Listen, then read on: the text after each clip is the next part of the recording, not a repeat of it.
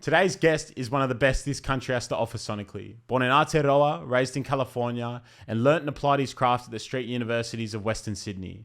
Today's guest is Kennyon Brown, a man who's the king of the Pacific Islander sound and has taken him and his sibling sound to the world.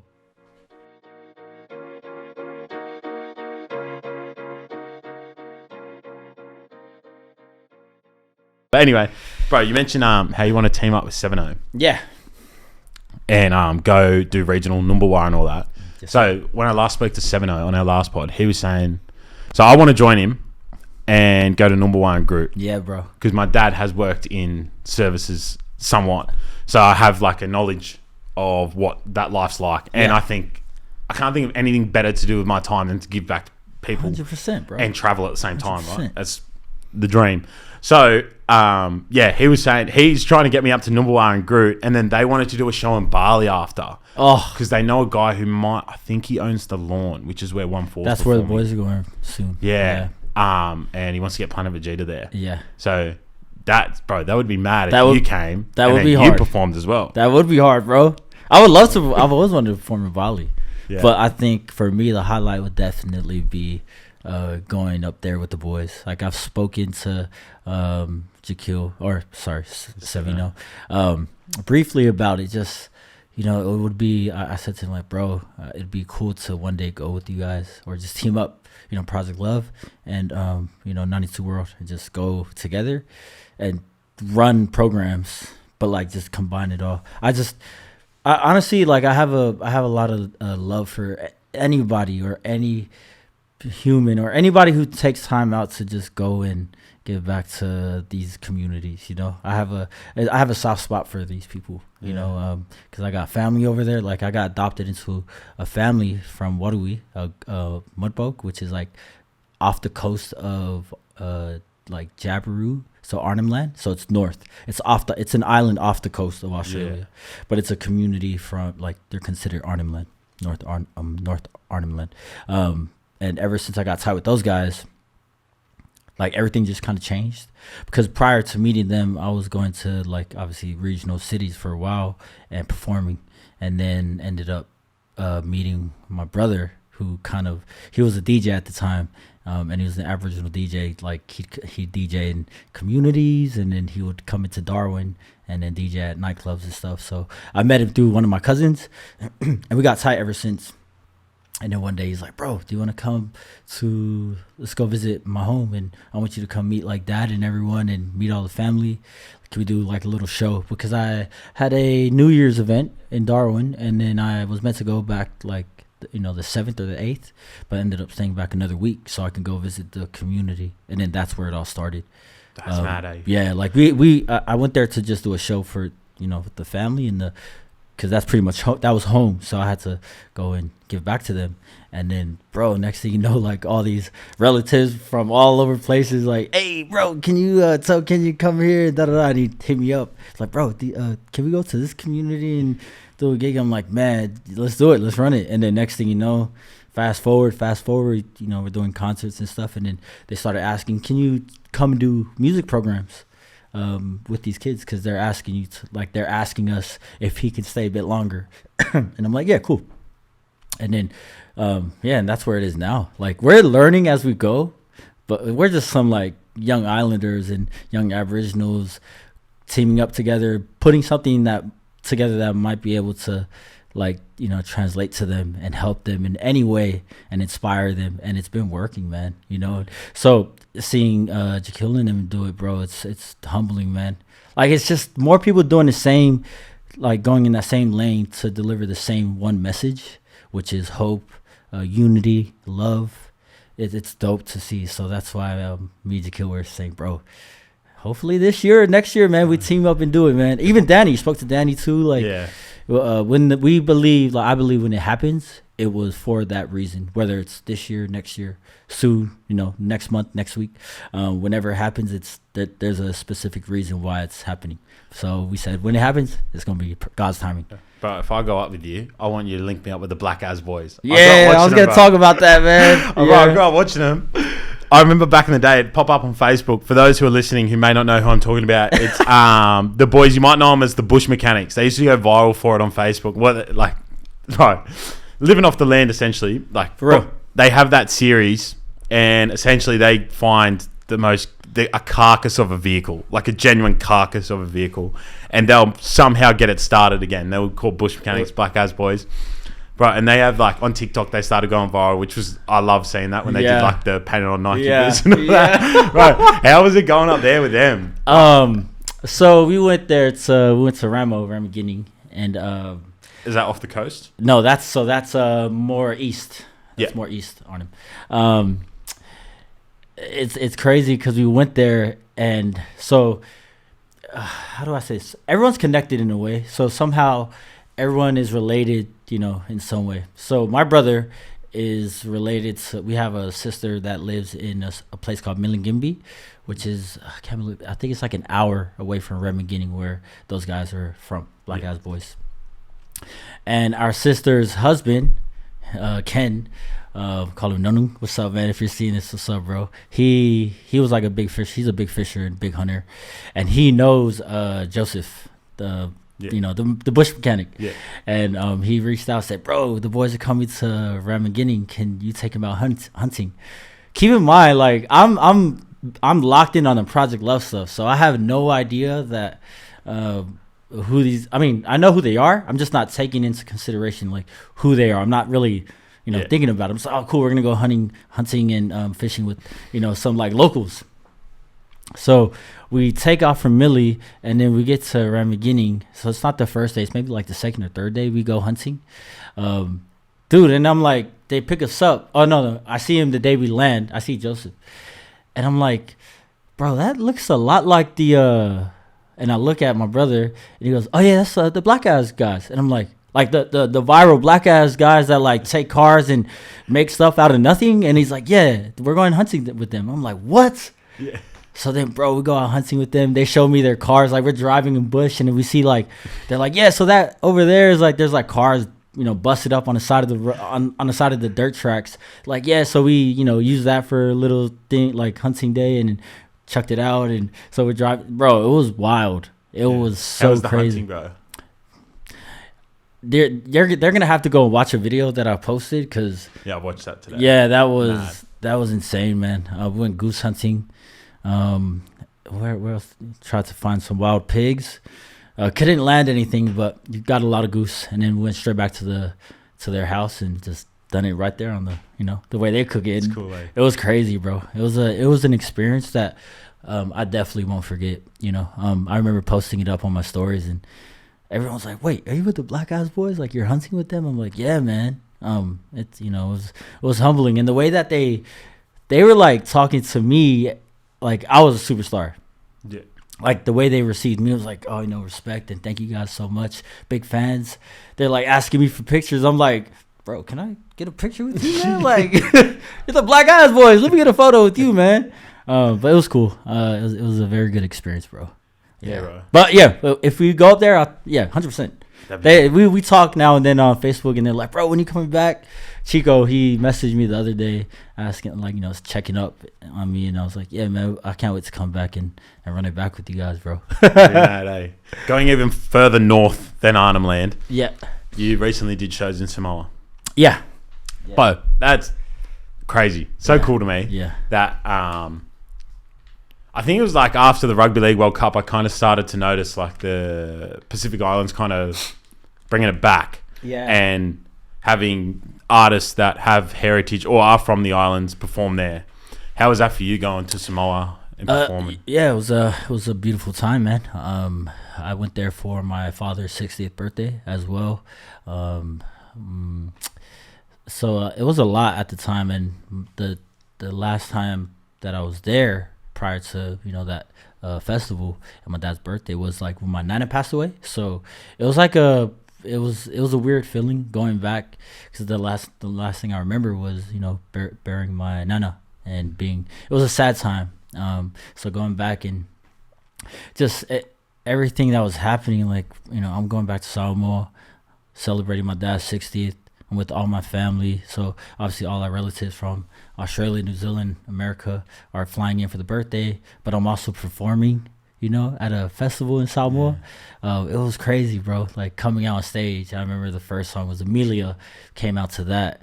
And just seeing the crowd. It was pissing down raining. I don't know. Like if you can show people the footage, I'll show you it. But it's like pissing down raining. And people are like drenched. But you can see the tents being carried around in the crowds. And it's like peak raining. So when I come out, I see that. And I'm thinking, these guys are going wild, drenched. And I can see tents floating in the crowd. And they're just having a crazy time. They're loving it. And that's that to me, I remember when I came out to that song and I seen them all just enjoying themselves, man. It was, I'm there performing for my people. Like I felt my ancestors there. I felt my grandmother's presence. I felt everything in that moment for me, because I've been planning for so long to go back to the islands and do a show. So being back there, the first time since my nana passed away, it was a lot to take in, yeah, you just have to be there. There's a lot to say on it. I can't really put my finger on that, but that experience in that moment was special for me because prior to going to that festival, we were always talking about, bro, we got to go back to Samoa. We have to go back to the islands. We got to go back. And I feel like that was the perfect event for my first time going back and performing. I know what you mean. I went to Europe in 2022. I'm half Italian. And I went to Italy, arrived in Rome, went through Lazio. So, like, it's kind of... Rome isn't as big as people think. Yeah. Most of the town is covered by Lazio. Yeah. I was in Lazio. I was eating, like, good food, drinking wine, like, bro, just the best food. And just walking around seeing, like, what the Romans built as well. And I had this moment. My nonno passed away when I was 18. And I was like, oh, like, this is actually as amazing as my nonno described it. Even though he's not from Rome, he's from Tuscany. It's a different spot, like the wine region. But, yeah, I was just looking around. I was like, wow, this is everything he said. Like, the food is actually that good. Like, the culture of Italy is, like, insane. Like, they're not... I want to go there, man. That's on They're not so hustle mentality. They sit and enjoy and talk and, like... Okay. Yeah, it's relaxed. They have a thing called a siesta where they go to sleep at 3 p.m. for an hour, have a nap. Yeah. What? Yeah, everyone has dinner at like 9, 10 p.m. in the city at least. Obviously out in the country towns is different. Yeah. But so it's like a relaxed way of living and like you just sit and talk, bro, and just... Was it peaceful? Good. Like so peaceful. Yeah. And like Italians, because I grew up with nonno, that like when people think they're yelling, they're just kind of... They're not yelling, they're just talking. They're trying to get their point across. Very passionate people. Yeah. And like, I was with one of my mates. That's for sure. Yeah. Bro, I'll be talking, I'm like, are you guys yelling at each other or are you guys cool? Like, if they're yelling, you can see the veins popping out of their neck. That's when they're yelling. But, it was just, my mate who's not Italian, he was with me and he was like, man, this is insane. Like, this is such a beautiful country, beautiful people. And yeah, I had a similar moment where I was like, oh, this is everything my grandparents kind of... Love that, bro. You know what I mean? Love that, man. Yeah, I'm. You know exactly what I feel then. Yeah, but different for you, bro, because you're performing. Yeah, like that. I bet you have an idea of what I was feeling. You know what I mean? Like my so my grandmother's wishes was like she would always say to me, "Son, chase your dreams and go for it, and you'll make it one day, or just keep pushing, never give up, come back here one day and perform." And yeah, it was crazy. Like even my mom's sister had passed away recently too, prior to us coming. Like I think it was the year before, and she said the same thing. She was like, "Son, make sure you come back and perform here." And then it was just crazy. I was thinking of all of that prior to like on the side of the stage, and then after as well. Like I had moments to myself. Like the next day, like we were just chilling at in my dad's village, and I'm just like, damn, I can't believe I'm here in Samoa. Like I just performed. And we're sitting by my nana's grave and my grandpa's grave, and just like seeing all my family from all over the world were there, and they all came to the festival too. So it was crazy, bro. It was I want to do it again. Yeah. Like I speak to the bros at Pacific Cast, and like I'm like, man, when's that happening again, man? We need to do that motherland again. Bro, there's a young Kennyon Brown walking around. Is it Anaheim? Anaheim, yep. There's a young Kennyon Brown walking through Anaheim in California. Ever picture the fact that he'll perform in front of thousands? Nah, I wasn't even doing music. Music wasn't even a thing. Like I tell everybody this. If I hadn't moved to Australia, I don't think I would have done music. And if I did do music, if I stayed there, it probably wouldn't be what I It is now. Because a lot of my music and my career was molded through the people that I met here in Australia, like my team and my management and my crew, like a lot of it had to do with them. So I don't think I would have done what I am doing now if I hadn't left. So when I was in Anaheim, man, like I was just a young kid, like sports, hanging out with friends, video games, and just kicking it was the thing. But obviously, like in Cali, like where I was living, there was a lot of things going on, and streets weren't the best place to be in, and the opportunities that were around was very little. And so, bro, what year did you get to Australia? 2010. Right. In 2015, like, I don't know if you were releasing music earlier than that, but 2015, you put out acoustic version on Facebook of Don't Need 'Em. Yeah. Which has you, Will Singe, Fortify. Oh, man. What's Fortify's name on Instagram now? Sam Ratsumaitsuwuki. Yeah. What's up, dude? Yeah, so you'd probably know Fortify that way, and you probably know Fortify for, was it, bro, did he get free Maccas? Yeah, that was him. He was telling people how to get free McDonald's. See, Facebook back in the day was cracked platform, bro. He figured it out, made apps, made money. Insane. Yeah. Insane. Yep. But that's what I mean. Like, it was just all about hustling. Like, bro, let me show you how to get free McDonald's. But the message behind it is like how to hustle. Like, it's crazy the stuff he was preaching back then. The scale he's taking the hustle to. Yeah, bro. Yeah.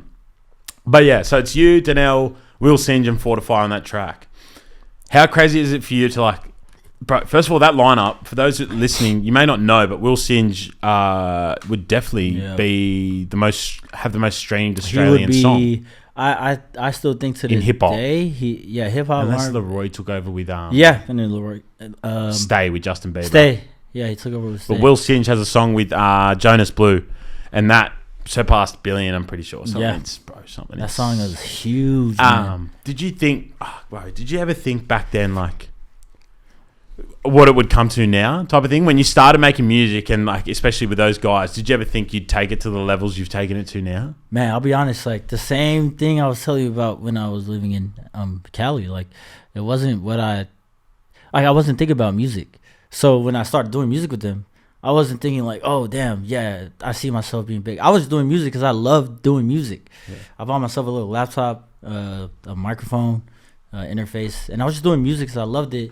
And I was young. I was just enjoying, going to different places and performing and traveling.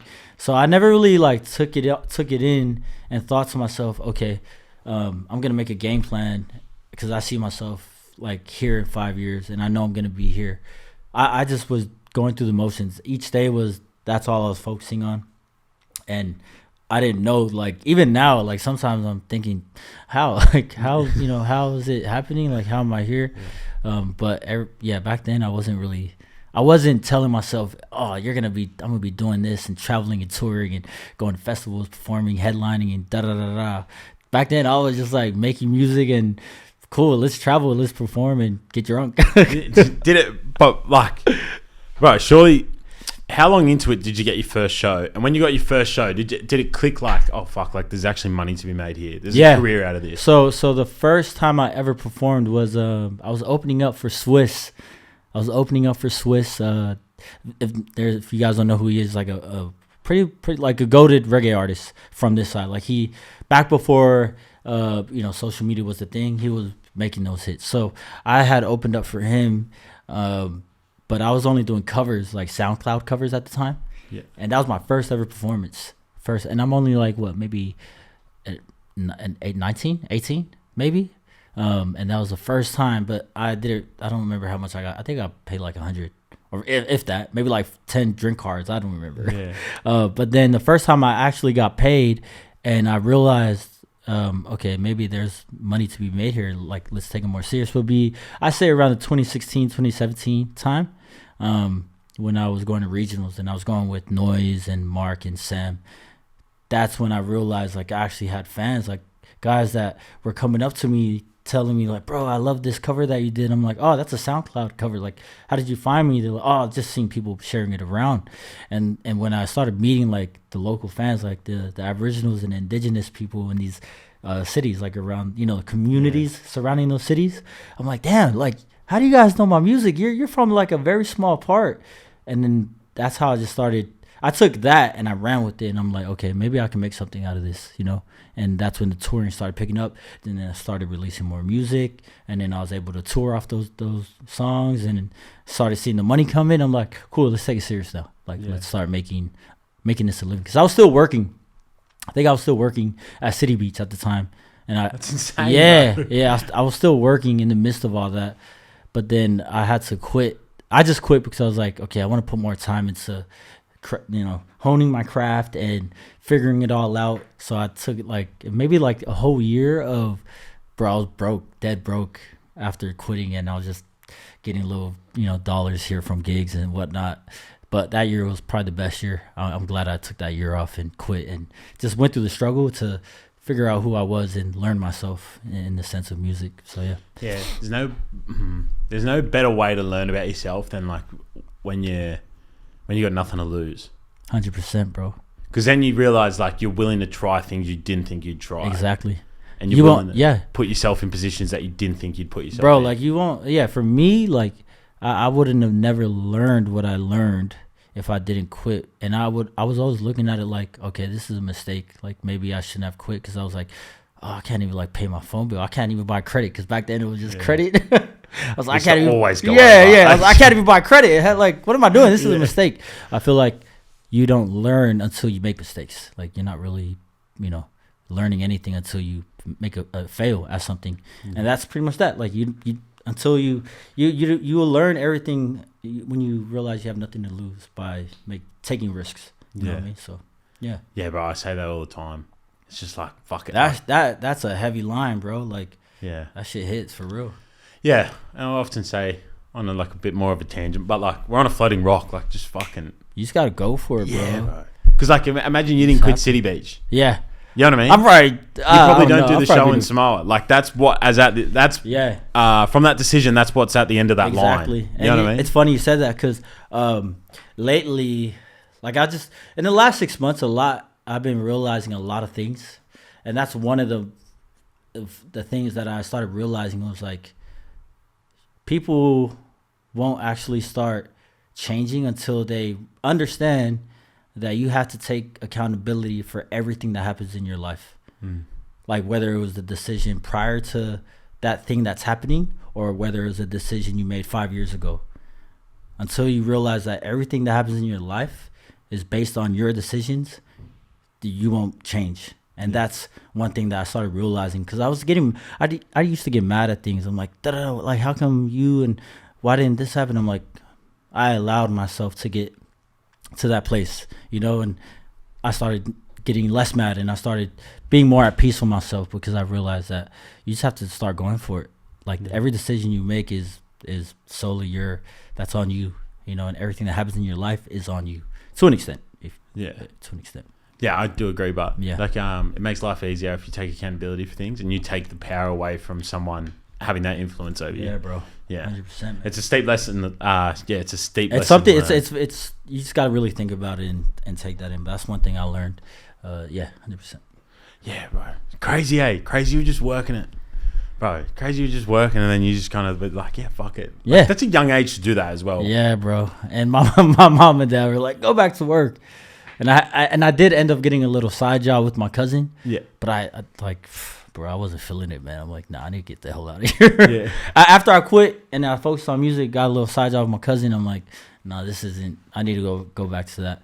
But it was the best decision I've ever made, man. Yeah. Yeah. Look where it's led you, bro. Because like, I think about this, right? Like with the podcast, like you're sitting in front of me. I was sitting on the back of the bus in year 11, listening to Kennyon Brown, my Facebook save, right?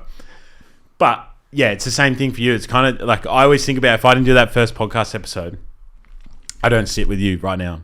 Like this week, last week, I sat down with Daniel Patrick. Now, Daniel Patrick, bro, he's collaborated with James Harden, like insane. Bieber buys his like stuff off him, like.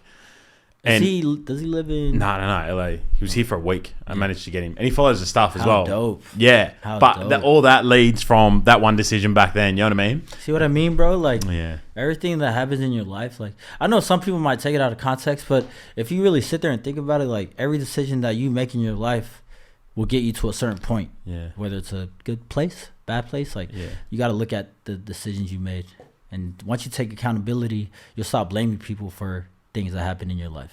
Yeah. And you'll be more at peace with yourself. You know what I mean? Yeah. It's hard to find, eh? Yeah. Yeah, 100%. Hard to find peace, eh? Now, I wanted to ask, speaking of King of the Regional, so just quick fire. Yeah. Let's name some of the towns or... Yeah, towns is probably the word rather than cities that you've performed at. What have you got? As regional as it gets, give me what you got. As regional as it gets? Okay, so obviously I spoke at Ramaginning. What, we talking about like the community stuff or just in general? Oh, like performances. Okay, so I performed in like communities like Ramaginning, Milingimbi, Wadawee. Where else have I gone? I'm off the top of my head. What about country towns? Country towns, yeah, cool. Kununurra. Kununurra. Every time. Where do you stay? Huh? Where do you stay? Bro, like the local pubs. Like, yeah, that's mad. Yeah, that's it's cool. Like, so you stay upstairs, like the like we'll stay upstairs and then just sound check. All right, cool. Let me just put my slides on and walk downstairs. Kununurra. Obviously, like we've done places like Cairns. I don't know, Cairns, Townsville, Headland, Port Headland, South Headland, Broome. Gone out those ways. So the only place we haven't really gone down bush ways is more so South Australia, but that's something we're working on, like around Adelaide and going out into bush. But we haven't gone out there. But pretty much every state we've gone to. Have you done Broken Hill? No, but it's funny you mentioned that because I was speaking to Mark, my manager, about like, bro, should we go to Broken Hill? A lot of the places we do go to is we'll look at what do you call it? I'm going mind blank. You look at the census? Is that what it's called? Yeah. Like the census, the government. Yeah, I went blank. We always look like where a lot of indigenous are living because we know they're predominantly, they take a big piece of our fan base. Yeah. So we go to a lot of places that they're surrounding or living in. And I don't know if Broken Hill we haven't looked at the census yet, but Broken Hill is a place I'd love to go to. Like I'd love to visit as well. What's it like going... performing in towns where there's only like a few hundred people living? And what do you think? So I agree. Kevin Wing said something when you hopped on the Take Flight podcast is like that engagement there is insane for the fans. Yeah. Because they don't get engagement. They don't get anything. How important do you think that is to go show face at such small towns rather than going like packing out like a 200 person bar in Sydney? Bro, it's so what we spoke about earlier about, bro, like seeing people who are doing things on this scale coming back to a smaller place, they will receive that so much more because they don't get anything. Like when you go back, like you take a step back and go back to start from the bottom and you go to these places and just work your way up, like the organic growth and the organic like fans that you'll gain from it is crazy, bro, because you actually get a chance to lock in individually with every fan. So when I started going to places with Noiz, we were maybe like 50 to 100, then 100 to 200, then 200 to 400 or 500, and just kept growing. But we bro, I'll go to cities and there will be like fans from like the shows of 5-6 years ago that are still coming, and I'll remember them because I've shook hands with them and we've spoken, like had conversation and got to and they say, "Oh, bro, it's good to have you back, bro." Like, and I know they come because we took time out to speak to them one by one or individually. And I feel like that's important, man. Like the growth you can get from that and just taking time out to go to these places that don't get anything. It's like when you go to a community, they're going to go crazy because they don't really get much.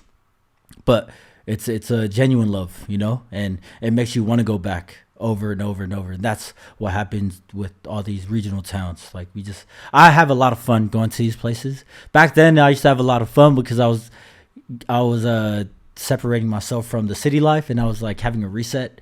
So I would go back then, I'll just go and get drunk as hell with the boys and perform. Now it's like I'll go and drink a little bit, but I'll take it all in more, because I'm a bit older. So I'm on my wine now. So I'm just enjoying wine and going out to shows and it's different now, but I love it, man. I love it. I urge a lot of artists to try and do that, man. Yeah. To go out to these smaller towns. What's some of the craziest stories you've had out there? Oh man, like I have some scary stories, good stories. You don't have to name drop the town or the people. I won't name drop the town. Okay, for me, people that know me know that I don't like kick-ons because I like to wake up to the sunrise. I don't like to go to sleep when the sun's coming up. So I don't like kick-ons, and I don't like I'm not a fan. It's not that I don't like it. I'm just not a fan of drink ups. Yeah. Like sitting in the garage. It's just not your preference. It's just not my preference. You won't find me there. Yeah. I'm in a small town. I don't know how I ended up at this busted up house drinking with a bunch of Aboriginals.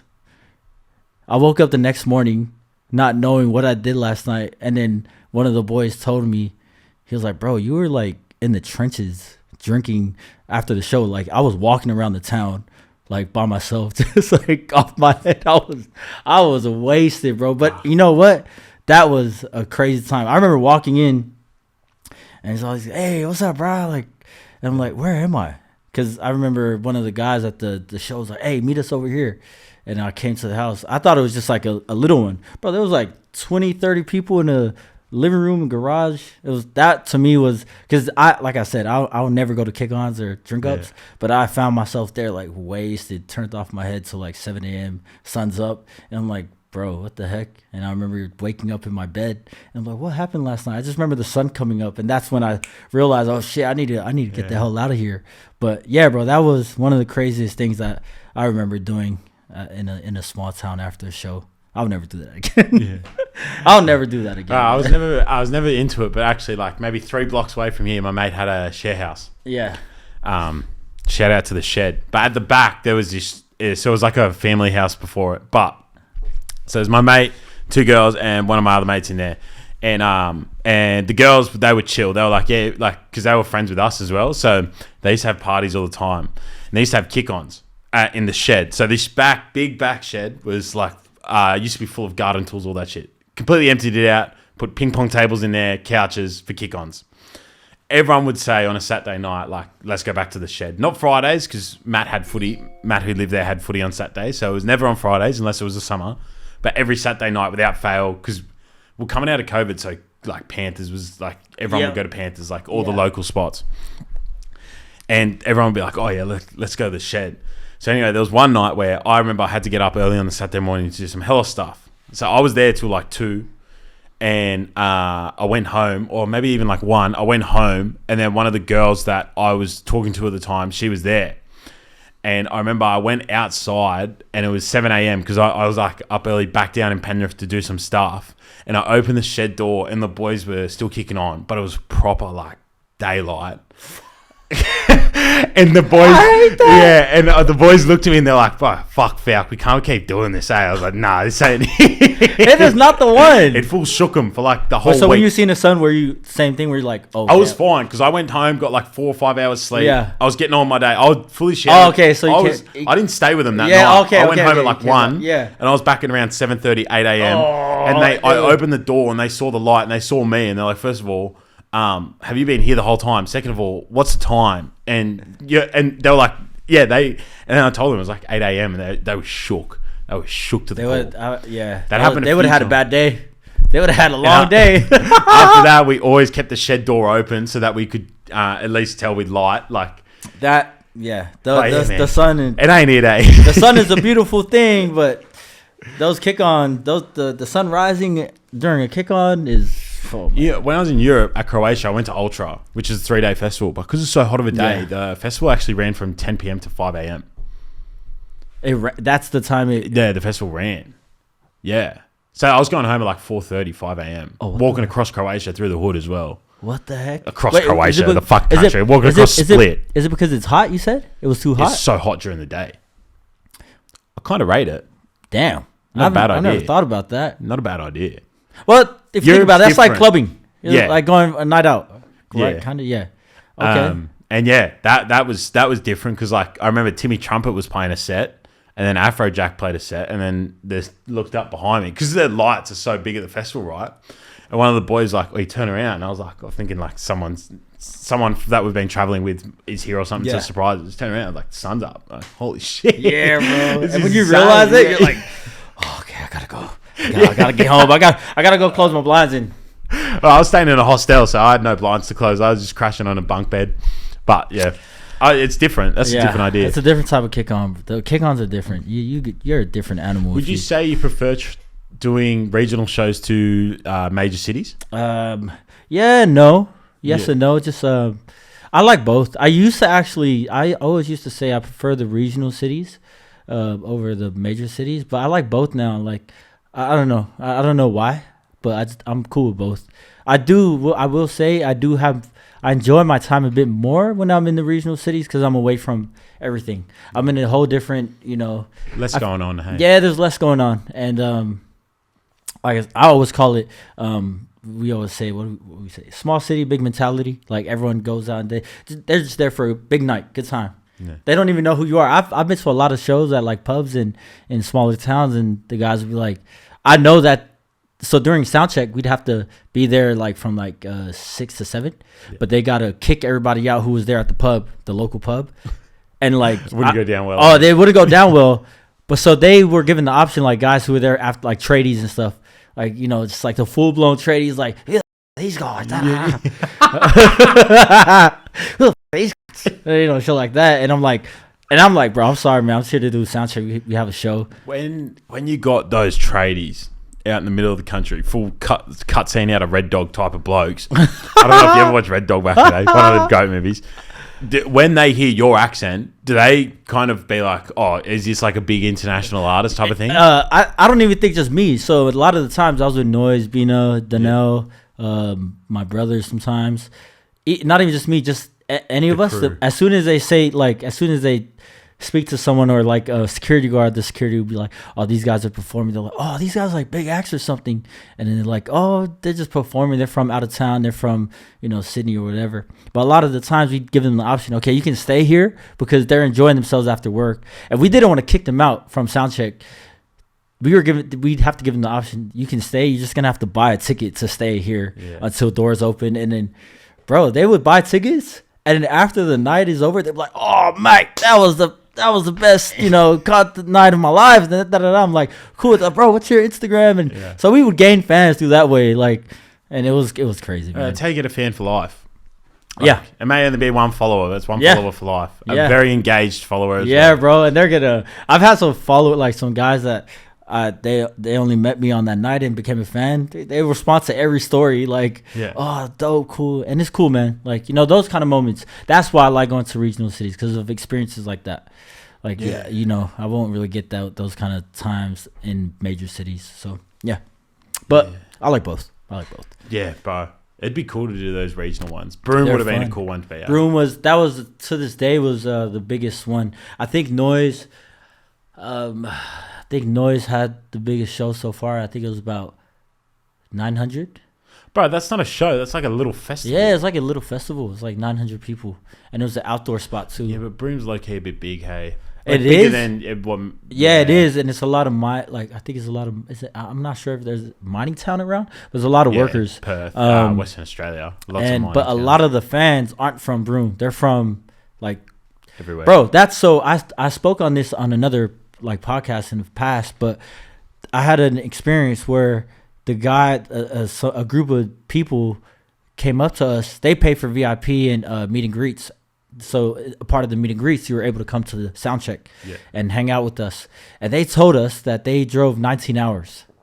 I talked about this in the past, and that was crazy. When I heard that, I was like, what? Yeah. I want to drive 19 hours for myself. Like, like what are you guys doing? Like, I told them, I said, what? Like, don't do that. Go. You should have done this. I hope it's worth it. Like, so when I heard that humbled me, man.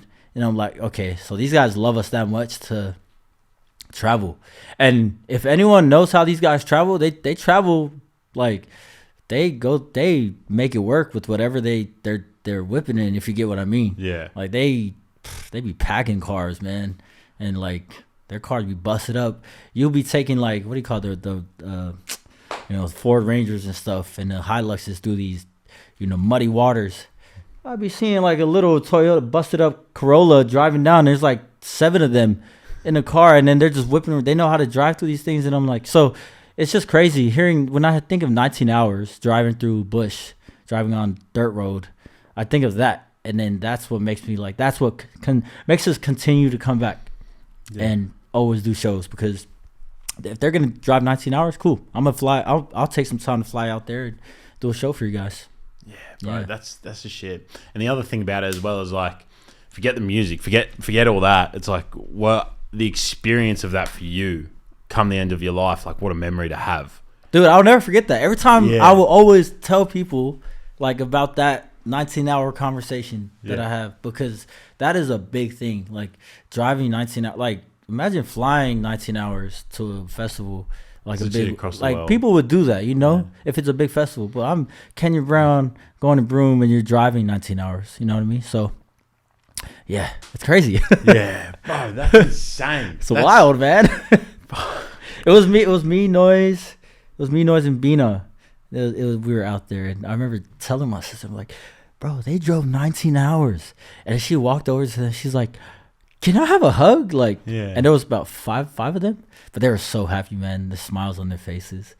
They're just like, bro, can we get pictures? I'm like, bro, we can do whatever you guys want. Like, you know, so. Why do you think your music resonates so much with people in regional areas? Yeah, it's, thank you for asking. A lot of the times I used to wonder why, but then I started going out to these places, and they listen to island music to a T. They love island music. They love island reggae. They love Afrobeat. They love DJ Noiz. So I always give it to Noiz. He was a big part of my career. He was going to these places way before me, and obviously he's known as the remix king. But in these regional towns, they love him, man, because he's the what do you call it? The drink up music playlist guy, go-to guy, and they loved him. So I used to go with him, and when I started making music with him, that's when I started gaining fans. So like Noiz was a really big part of it. So yeah, they love their island reggae. They love those island remixes. They just love. What I realized is in these places, they love feel good music, like. They didn't like the. That's what island music is, right? They love things that make you feel good. Yeah. They love music that makes you feel happy, and that's island music, and Afro, island swing, island Afro, whatever you want to call it. So that's why, because a lot of my music and our music is that. What made you swing towards the island music? Because back in the day, you're making songs, bro. I got it here. What is it? Weekend. Weekend shenanigans. Yeah. So that shit's like at a pool party with all those girls. Bro, so for those listening, Weekend Shenanigans would be like, say Kid Ink and Chris Brown hopped on it. That was that style. Yeah. Mustard, DJ Mustard. Fetty Wap would have even got a spot in it. Yeah, like the bass line with the heavy kick and clap. What made me swing over to it was when I started with Noiz. Noiz fused it well for me, because I was doing R&B, but I loved island music. Yeah. So Noiz was a good fuse between my type of, like, what I liked within R&B and what I liked within island music. And he just put it together, and I was like, cool, I like this vibe. And that's when we came out with Senorita, which is like our very first song. I think his second song as well. Yeah. And that's where it began. And so we just kind of stuck with that sound. But I still make R&B. Like, I still love making the club stuff. But yeah, I really enjoy, like, I'll be in the studio. Like, sometimes when I'm be making R&B songs, I don't enjoy it as much, because I'm like, I feel like with R&B, you got to really, like, take your time with it. You got to put a lot of soul in it. Whereas island music, I feel like it's easier to connect with it. It's just happy tunes, happy vibes. And that's, so I'll be in the studio just enjoying my time with the island stuff, man. Yeah. Right, it's like, from my perspective, right? Yeah. I just love music. Yeah. Love music. You could chuck on Eagle Rock or, I don't know, Afrobeat. Jamaica, even like some rogue Jamaican music. I love it all, right? I've noticed a lot of the Polynesians that I'm like friends with, not only has island music made like a I can't call it a revival, because I wasn't around back in the day, but it's made like a massive push. But before that, I saw a lot of people posting like Burna Boy, and those Wizkid, all those guys from Africa. And it's kind of similar music. Bro, there's a guy I listen to called Asake. Fire. What's Up My G by Asake is one of the best songs I've ever listened to in the hip hop. You know what I mean? Like, I saw that, and then I saw people like yourself enter that island music space. Yeah. And bro, it's just been crazy to see where it's gone to. Yeah, it's like, Like we don't even know what to call it. Like it's like reggae, R&B, island. It's a combination of. It's a combination of everything. So I just call it vibes. Like we just try to make tunes, like just for the feels, really. I just want to make music to make people feel a certain type of emotion. But I reckon your music perfectly captures what it would be like to be on the islands. Exactly. Yeah. Driving around, you know what I mean? Exactly. That's what we try to do. So going back to the regional city, they love that stuff. They enjoy it because they live the relaxed lifestyle like you would in the islands, you know. Yeah. And that's why the music resonates well with them. And that's why we're able to go to these places, and they love the songs, man. That bro, I'll be getting asked, "Are you gonna perform this song?" And I'm like, "Bro, I forgot about that song." Yeah. Like, oh yeah, I remember this song from back then. I'm like, bro, that's crazy, man. Anyone ever asked you to perform like the old hip hop R&B? Yeah. All the old R&B stuff, I remember. Like it'll be the Lebs. They're like some of the Leb boys. Like, hey, bro, you can perform questions with shenanigans. I'm like, bro, you remember that song? Yeah. Because I know a lot of them. That's when I was getting a lot of like fans, like ethnic fans, from all those songs, like the R&B stuff. But in those smaller regionals, it's been more. Are you gonna perform this island song and this throwback? So yeah. Crazy, eh? Now, next thing I wanted to ask, you've mentioned your sister a few times. Yeah. So you're part of a label called Future Now Music, and the label has DJ Noiz, Crimson, and Donnell Lewis. But also on that label is yourself, and it's Bina Butta. Mm-hmm. Oh, I always get nervous going to say it wrong. And Rellek. Yeah, Rellek Brown. Yep. Yeah, Rellek Brown, your brother. Yeah. Bina is also your sister, right? Yep. Bro, what's it like for you trying to... how do I word this? What's it like for you taking on the music world and along with your two siblings? Yeah. Because, bro, that must be crazy as like a family. It is. Dynamic to go, yeah, like me and my brother and my sister are performing shows in Samoa, performing shows over the other side of Australia. Yeah. And we're genuinely doing mad numbers. Yeah. But I mean, okay. Do you have siblings? Yeah. We can't sing. Yeah, but I mean, like, do you guys... Like any other siblings, you guys have days where you fight, have days where you're good. That's like me and my siblings. So we'll be traveling and touring, good days, and we have our bad days.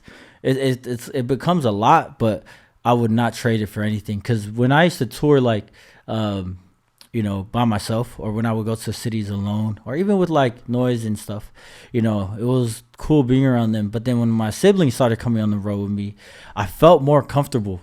Like I had like my sister and my brother there with me. I felt like I was at home because I'm a big mama's boy. Yeah. So I'm really tight with my mom. So whenever I would leave, like, I'd have days like when things are getting bad and I'm going through something on tour, like, or I'm nervous, like I would speak to my mom or speak to my family.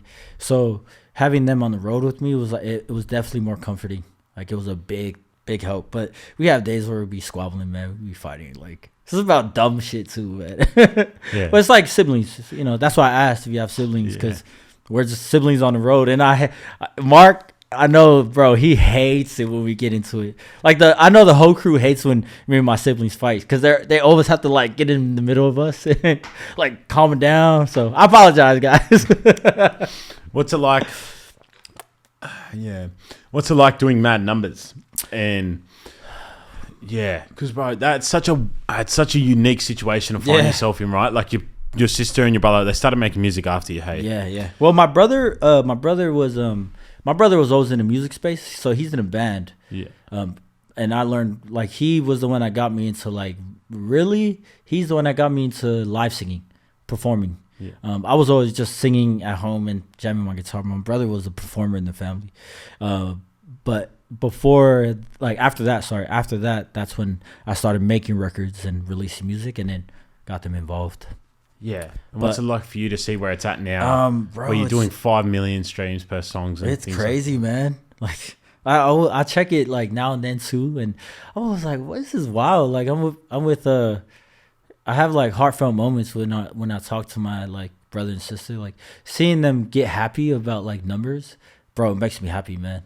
Because I know, like, I know it's kind of rare. There's not too many siblings that can, like, I'm not trying to compare. I'm just saying there's not a lot of siblings that do music together and can actually make a decent living off of it.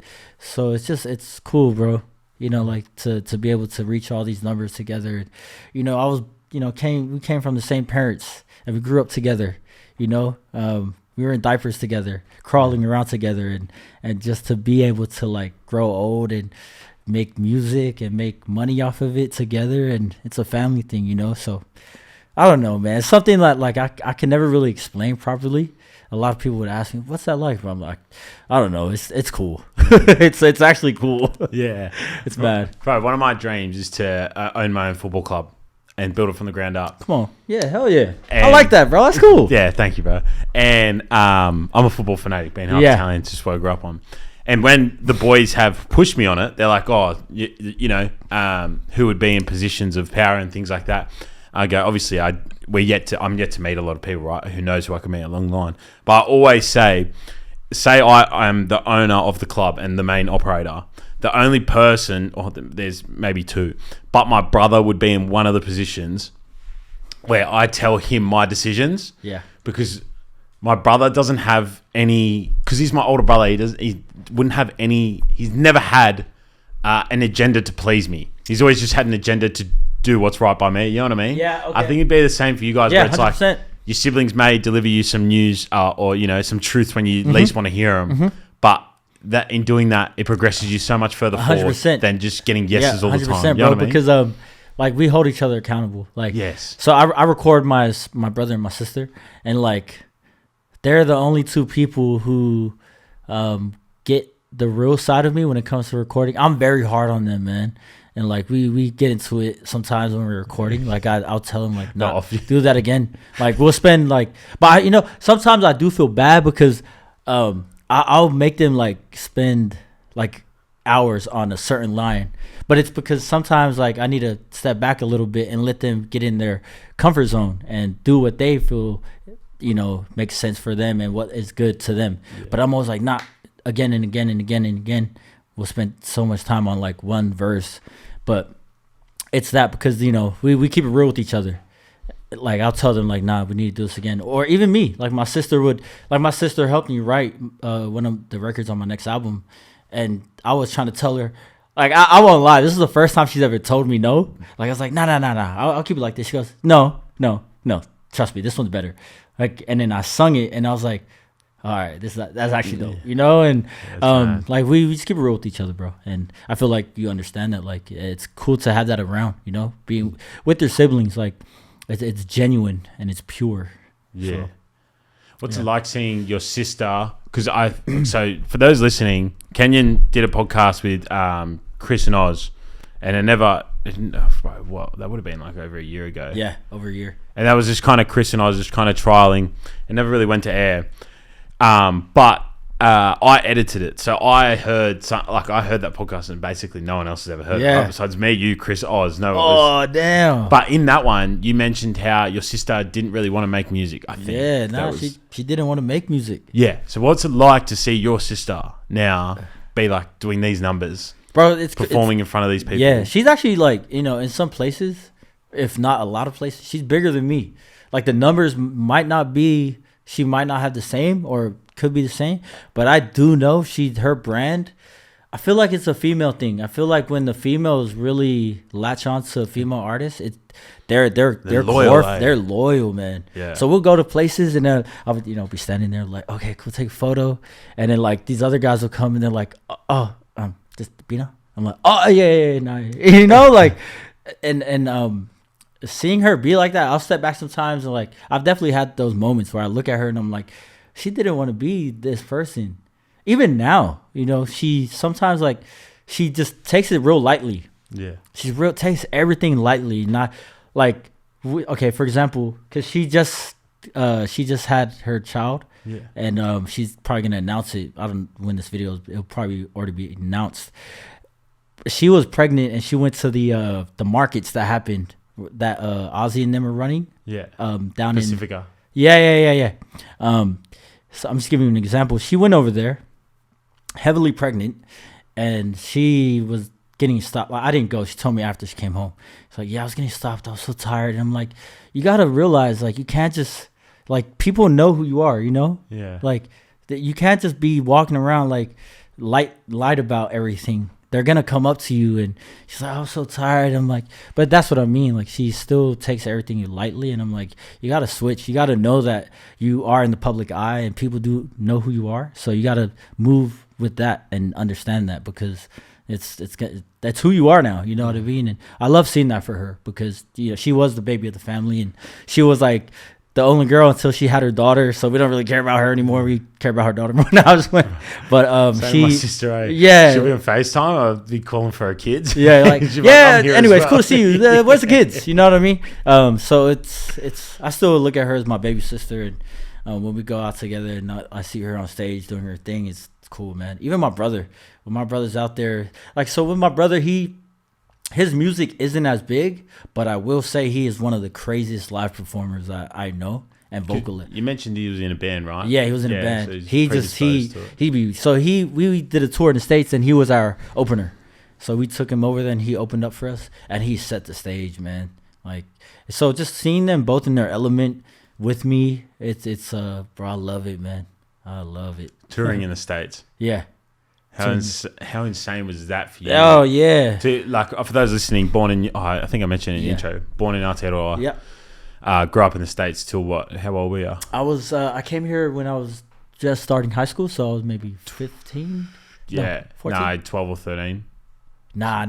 I came here and I was about 14. Because I remember I wanted to have my 16th birthday, but I wasn't allowed to.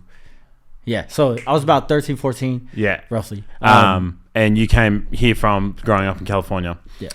What was it like for you to go back to America and do shows where, like, you had like a good amount of fans there for you and your siblings? Like, that must have been crazy for you. It was nerve-wracking. I won't lie. Like, I was nervous. Like, every time I would go out to the cities and do shows in America, I was nervous. I just wasn't sure how they would receive me, especially that first tour. Then the second tour kind of eased up a bit. Then the third one, I was good. I was comfortable. But it was nerve-wracking, but it was like a surreal moment. Every time I got off stage and we'd be in the green room, like, me and Noiz would be like, bro, this is buzzy, man. Like, we're here in America. Like, not many artists from New Zealand, Australia have toured there. But I do know a lot of them could go over there. Or not a lot. I do know some artists could go there and do numbers as well. They just need to do it. Like, HP Boys went to Hawaii, and they went with Noiz as well. Yeah. But you know what I mean? Yeah. That was dope as well. But there's artists that can go and do it, but there's, just not many artists doing it. So me and Noiz were like, bro, this is wild. Like, we're in the States, and dude, we're from, like, I claim Australia now. This is home to me, Yeah. And I was like, bro, we come from Sydney. And we're in America, like, yeah, we're in Anchorage. We're in Anchorage. Yeah. We're selling out. Like, that show was the night. So I'm talking about an experience from that show. Me and Noiz, we got back upstairs to the green room, and we're like, dude, that was wild. It was like a hot, muggy place. It was like a low ceiling venue, but it was packed. It was sold out, and there were people, like hundreds of people trying to get in. But it was that night I went upstairs and I'm like, bro, this is wild that we're in the States and we're actually selling out in America, And we went there with no help. We got, like, guys on the ground. We would find any promoters to help us out. And these guys aren't big name promoters. They're just local guys who are kind of there to kind of get the word around and make sure everything is good when we touch down. And just seeing it all come together, man, and being with the crew, it was wild, dude. What was performing in Hawaii like? That was cool.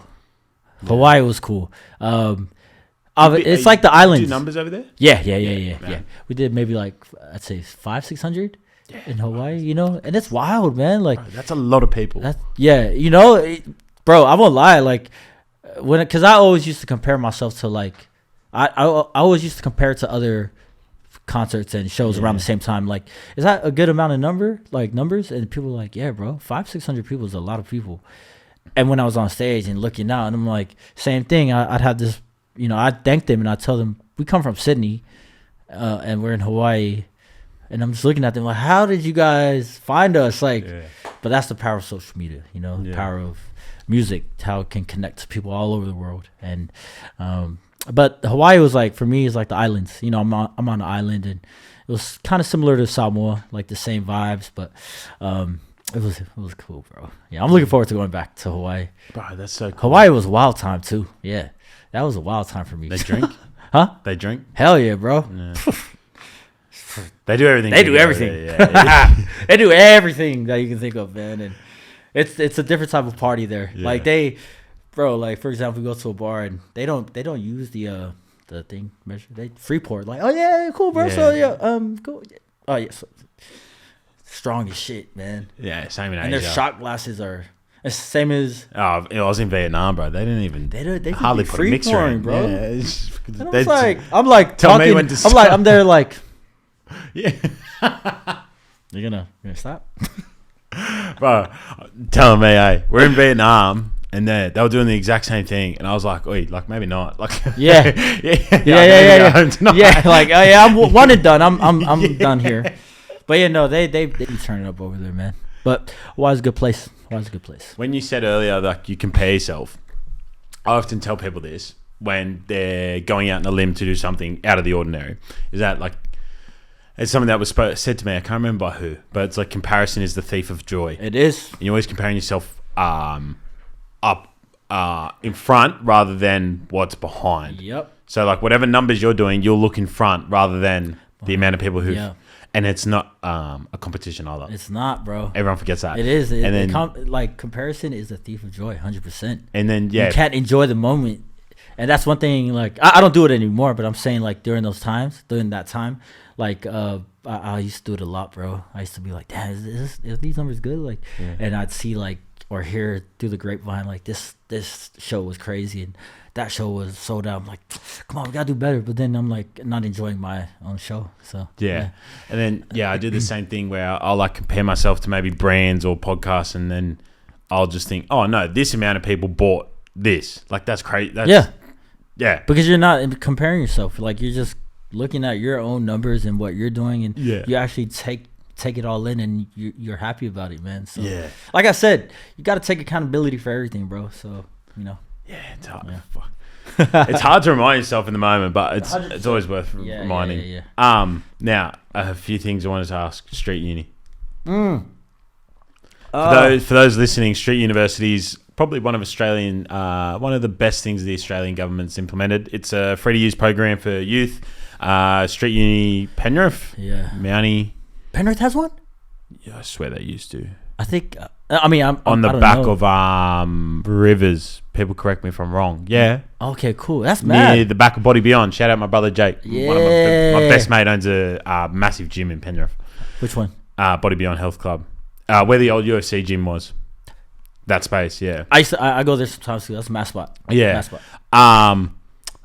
What the bloody hell was I saying? Oh, so Street Uni Livo, Street Uni Mountie. And there's a few other Street Uni joints. Oh, I think there was, but those two, those Street are like Uni Mountie the and ones Livo that started. Yeah, bro. Yeah, I love what they stood for and what they do for the youth. Because I was at one stage I was youth as well, obviously, and that's where it began for me, man. And not a lot of people know, but my first experience of like seeing what Logic Pro was and seeing how it worked. Is seeing a mic and how it runs from this wire to the interface to the CPU or the laptop was at Street Uni. And my first experience of walking into a proper done-up studio was at Street Uni in Liverpool. It was the old one on the corner. I can't remember the address, but they've changed it down the street. But that one, the first one, that holds a lot for me, man. I met a lot of good people there, man. 6 Pound was over there.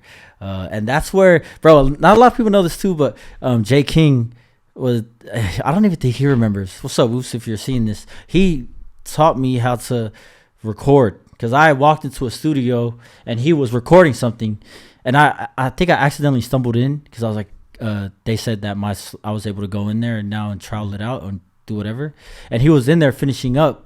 And long story short, he kind of stayed back a little bit to help me because I was going in by myself. I didn't know what to do, and he was coming out, and he kind of said, "Okay, this is how you record.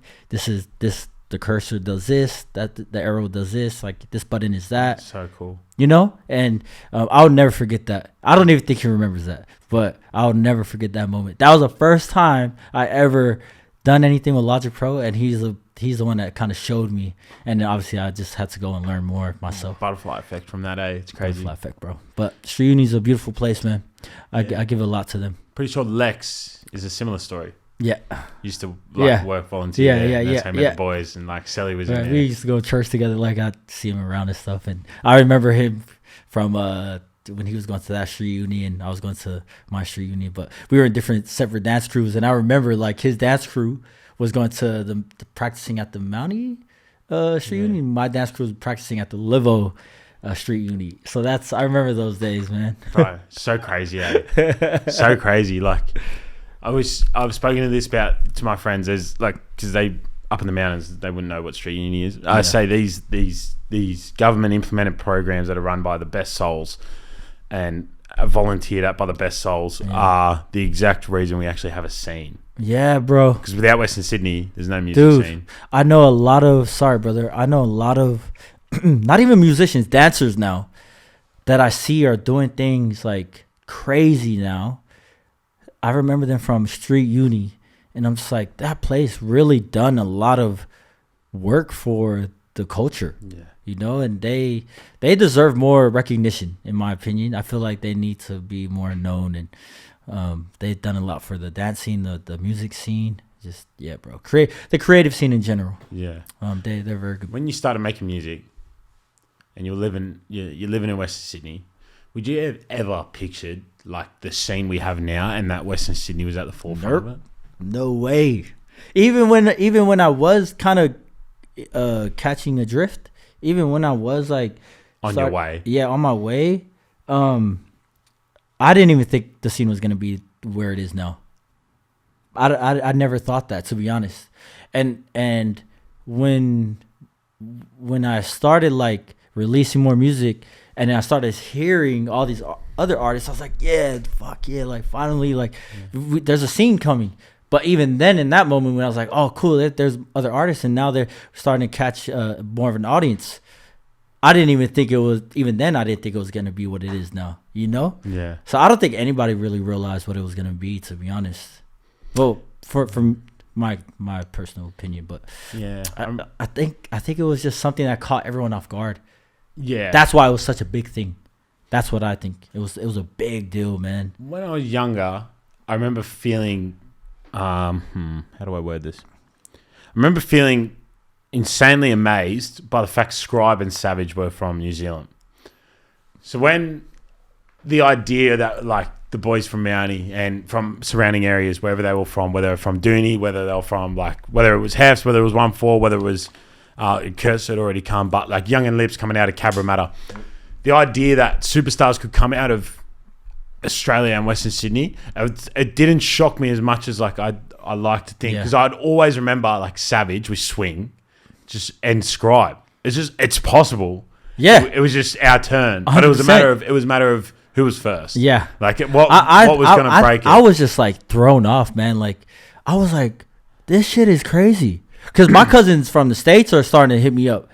Bro, who's this guy? Who are these? I'm like, you listen to Shoreline Mafia. You don't know these. Like, how do you know this?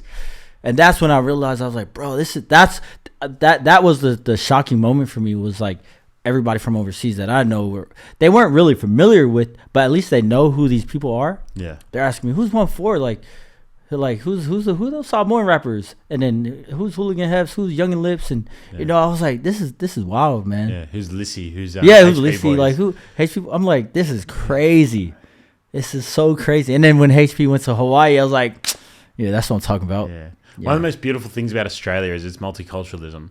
And it's cool that this country has provided an avenue for the Pacific Islands music to go to that level. Yeah. You know what I mean? Yeah. It's cool. Yeah. I think that was a big part of the culture really blasting. Taking off was you see Samoa and Tonga just put on like all the islands, let's be real, but like Samoa and Tonga especially, just put on this pedestal of like musical.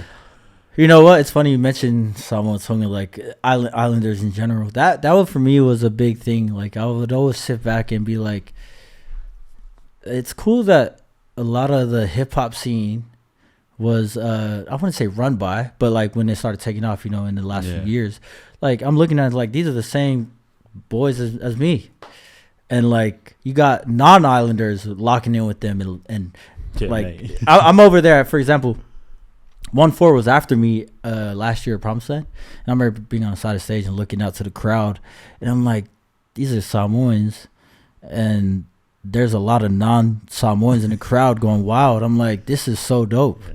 You know what I mean? So it was cool, bro. It was cool to see that. Yeah. Like not run by, but like seeing a lot of the front runners were islanders, you know, with hip hop, and I'm like, it was surreal to me. It's so crazy. Yeah, it's so cool. Fuck, it's cool, eh? It's cool that like that comment there that you said, like I look at my skin, like, you know what I mean, like, yeah. And then these people I look at, also share 685. You know what I mean? Like, yeah, bro. It's like even now, I'm just like, wow, bro. It's like I'm just like puzzled. Yeah. It's crazy for me to like kind of even look at where you're at, and because I kind of lump the title of like King of the Pacific Islander music with yourself and your crew, bro. And it's kind of crazy for me to look at it because when you first come up, I was like, oh, this guy's like a Kid Ink. Yeah, then, like, I love that shit, man. The direction you've come in is just, bro, so insane, eh?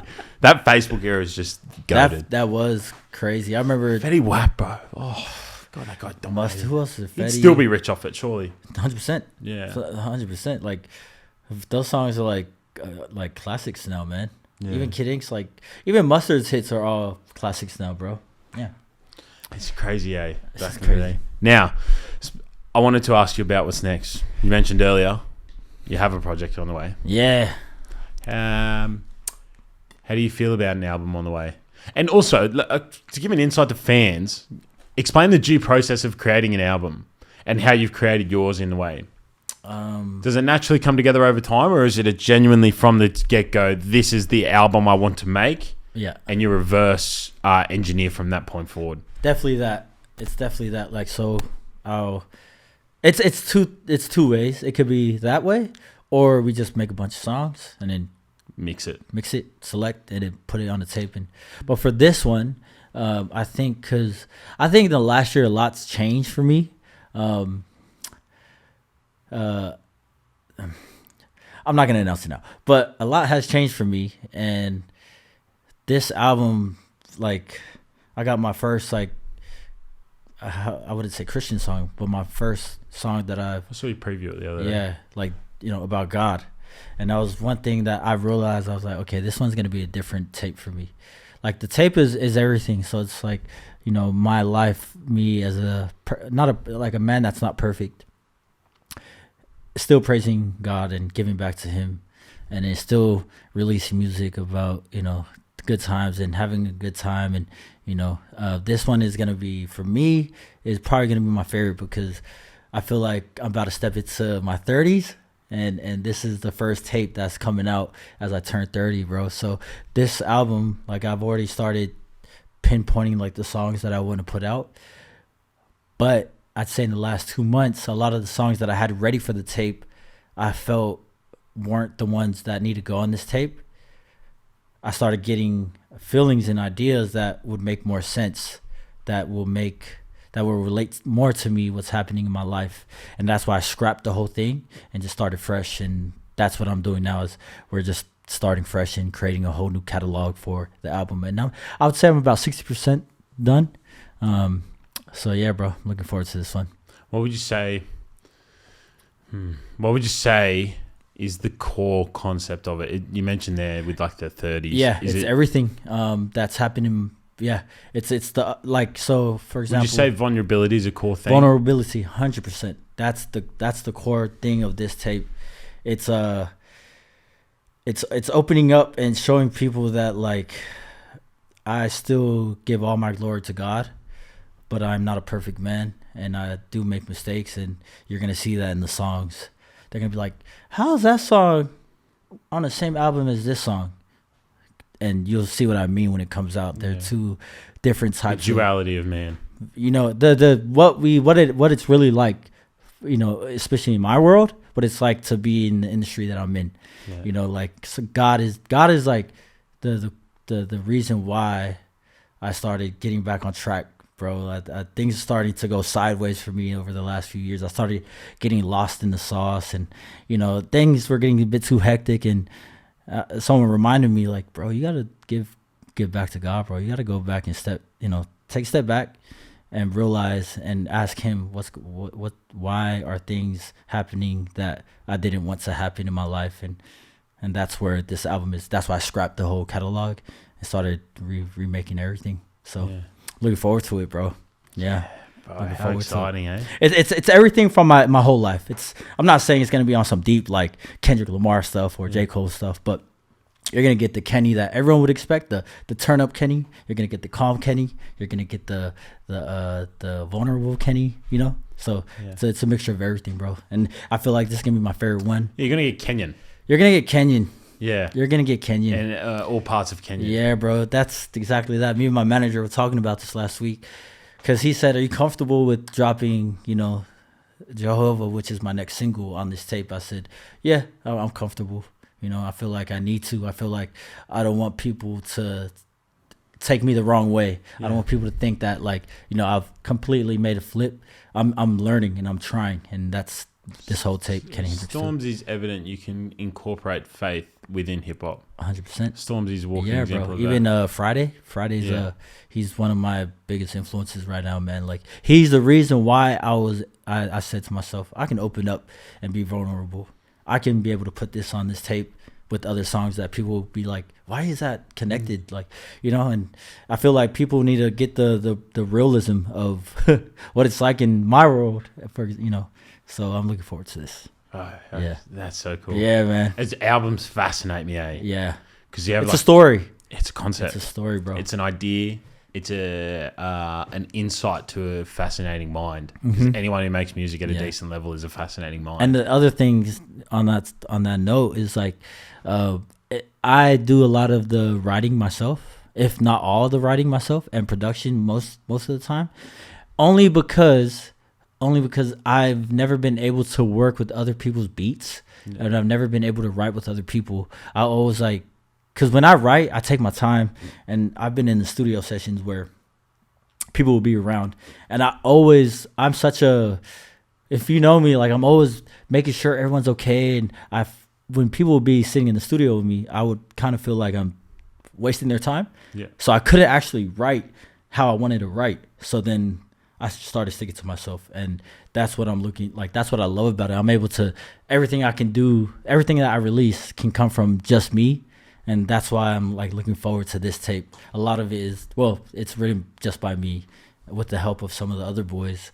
But yeah, bro, I'm excited for this one. What's the due process of being the creator of every element of a song? I don't know how to put my finger on that, to be honest. Do you start with beat? Do you start with lyrics? Oh yeah, my bad. So I start with the beat. So Kenny Hendrix came from, because I love the guitar, and Jimi Hendrix is one of the GOATs on that. And I would start everything with a melody, and then I would write the song to the guitar, and then I would take it to Logic Pro and start putting it into the program. And that's kind of how it began. I could never write to nothing. Yeah. I'd have to write to something. I know a lot of guys that can just sit there and write and then come up with the melodies and stuff later to a beat. I can't do that. So once it's in Logic Pro, then you start writing. So I would begin the writing process on the guitar. Yeah. With just the chords and melody. And then I'm once I feel like I have enough, I'll go and lay that down before I forget the idea, and then I'll build on top of it and then complete the whole song. Yeah, wow. Yeah. How long can that process be? Bro, it could go anywhere from a day to a few months on one song. But for me, that's one thing I need to work on is the time. A lot of the time. That's why I feel like a lot of the things that I did what they did, because I took my time on it. But bro, I won't lie, after an album is done, I'm just damn, that took a lot out of me. Yeah. I need to take a little break. But I'm trying to learn I'm trying to practice speeding up the process, but also you don't want to do that. You don't want to rush for it. You know what I mean? So, but it'll take me, I've had songs where it took me a few hours, and I did not like those. And then I've had songs that took me a few weeks or a month and a bit, and I enjoyed those ones. Yeah. Bro, that's mad, eh? Yeah, it's crazy. Completely producing a song yourself. Yeah, but that's because I just couldn't ever get myself to work with other beats, I couldn't ever get myself to write to other people's production. So I just have to do it myself. But I'm trying to get out of it because I enjoy the team effort. I like collaborating with people. Yeah. But I be in the studio sometimes and I'm like, man, I can't do this. Yeah. I'm just sitting there like, sorry, bro, I'm wasting your time. I need to dip out of here. Yeah. Speaking of dip, we need to as well. Yeah. It's 10:40 p.m. at night, and I've got another podcast to do after this. Sorry, bro. No, bro. Thank you so much for hopping on. My guy, I appreciate you, music. brother. I love the questions, man. That was real I cool. fucking love the music. Keep on making it, brother. Appreciate you, brother. Hey, keep doing this too. You got a dream when you were a kid wanting to do all this, man. Keep going. Appreciate it, bro. And that football club too. Yeah, you could be a life member. Hell yeah, bro. Yeah, Samoan flag yes, up sir. on the Yes, sir. I don't really watch much football, but I'll be over there. Appreciate you, brother. Thank you, bro. Oh, man.